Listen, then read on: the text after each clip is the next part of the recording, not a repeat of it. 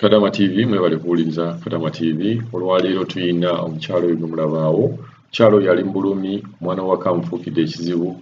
Ayina entegeragana gye yali ayagala abategeragane, omukyalo ono n'agigaana, naye okuva olwo amufuukidde ekizibu. Vidiyo zino banaye tuzibateerayo muzirabe. Offices nammwe nkimanyi Kadama TV mubeerako nga mulaba biki ebigenda mu maaso. Naye nga twali badde tusaba nti buli bwe munaalaga abawalabu bano temufaayo nga ne vidiyo zino zivuddeyo n'otasobola kufolowinga muwala kati ng'ono oba omukyalo ono mu bizibu byalimu, abawalabu bagenda kweyongera okubakinya. Kuba bajja kutegeera nti wali muntu yenna abateeka ku pressure. Bajja kutegeera nti wali muntu yenna asobola kuvaayo eri n'abachallenginga. Era nze neewuunya n'engeri ebintu ebiwalabu engeri ebintu gye bikolamu. Simanyi oba waliwo n'abantu abalwanirizi b'eddembe ne balaba ebintu nga bino. Kati ng'ono omwana w'owaka amufuukidde ekizibu ku ekintu kye yagaana okukola. Abantu b'owaka, family, mama, baba tebalina kye bakola. Mutabani waabwe bamuleka bulesi n'abeera ng'akola buli kintu kyonna ky'ayagala. Ekintu ekibi ennyo ennyo. Nalisuubidde nti office nga yetunaba kunenya na bano bawalabu. Nalisuubidde nti office singa mufaayo okulaga abawalabu bano nti abaana be tubawa mulina okubeera nga mubalabirira bulungi, mulina okubeera nga temubakuba, kijja kukyusa embeera nga bw'eri. Naye buli bwe babeera kati nga vidiyo ng'eno avuddeyo alaajana, naye bw'anaava eri n'afuutirwako obuzibu oba n'amusukuma wansi nga bw'abalaza amukuba, amutuga, amulinnya, amusamba mu lubuto, bw'anaava eri n'amusamba obubi n'afa. Ng'olwo tuvaayo nga tugamba banaye nga kitalo nti rest in peace.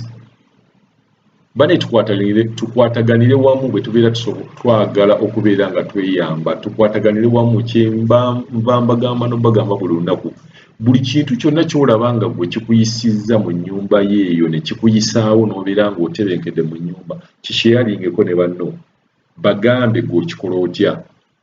Tubaleetera engeri y'omuntu gy'afunamu wifi, tubaleetera omuntu engeri gy'osobola okufunamu emmere nga bosi wo tasobola gikuwa. Nti bino ebintu twagala biyigiriza abantu, naye bw'obeerayo n'ekintu ekipya kisheyaringe ne banno, sheyaringa ne munno. Ky'osheyarinze ekyo kibeera kijja kuwonya obulamu bw'oyo omuntu.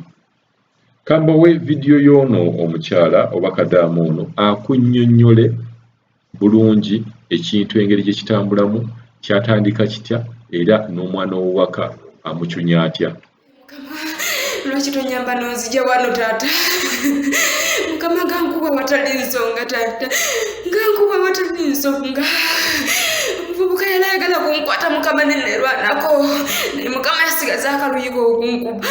Naye lwaki nkuba watali nsonga? Ate kinkubya kiki Mukama? Ekinkubya kiki taata? Ai Mukama, just okulaga maama w'olugoye olulimu amabala, olugoye lw'omuvubuka yaluteekamu ebinzaali jjuzi ng'afumba. Naye kati ntulese ne ndulaga maama we namugamba komplekisi yawadde bino tebisobola kuvaamu, omuvubuka ayimuse nankuba omugere, nankuba ekikonde mu mutwe, nenziruka mu ffumbiro, gyasanze nankuba omutege, nengwa wansi, nankuba omugere mu mugongo neruma omusanyi guyiika. Naye Mukama lwaki nfiire buwalabu? Mukama tisiti nandizeeyo nendi akatono nenga ndi mulamu.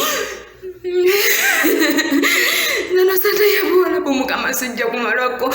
Mukama kubanga omiikiriza omwaka omulamba gankuba okuva omuvubuka lwe namulembesa ekintu kye yalayaga yasalawo okunkuba n'ate ndaba kisuse. Maama we ne bwagezaako okuba nga ntaasa naye baagala mukuba bukubi, kati naye atuuka n'abireka, omuvubuka n'akola ky'ayagala. Mukama siina maanyi gesobola kulwana na musajja.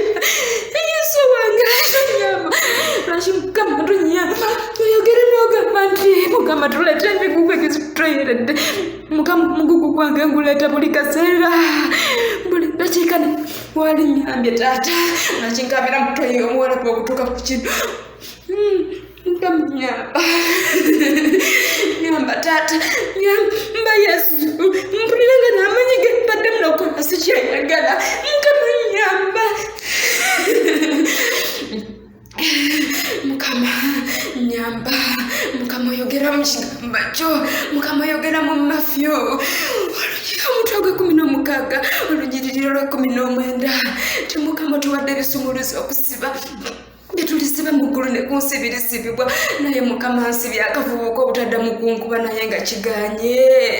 Mukama ekyo ekintu nga kyo tonnaba kisiba. Mukama kyo nga tonnaba kisiba. Mukama